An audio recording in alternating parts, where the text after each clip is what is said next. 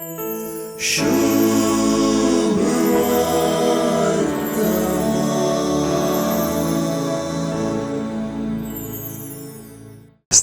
जुवांच्या मरणाची खबर ऐकून जेजू वरे वेंगड सुवातेक गेलो तरी जेजू खंय वेता म्हूण खबर मेळिल्लो लोक जेजूक सोदून वेता. उंड्याचें अचर्यें एका महान गणिताचें पूर्व सुचन जावचें दिसून येता. म्हणजे निमाण्या जेवणार त्या महान गणितांत जेजू आपणाचें मांस आनी रगत दिवचो आसा आनी हाची निशाणी म्हणले परी तो लोकांक उंड्या मासलेन दादोशी करता.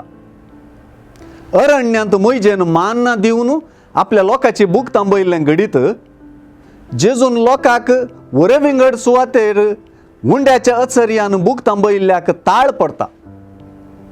सर्वाच्याकी चड कर्ण जेजू कसलीच शिकोवन दिल्ले विशीं हांगासर आमी वाचीना वा आयकना. सुवार्थेगार व्हड लोकां जमो देखतच ताचें काळीज कळवळ्ळें आनी तांच्या पिडेस्त तांणी गूण केली म्हणून मात्र म्हणटा. पूण हीच जेजूची वर्ती शिकोवन जावंक पावता.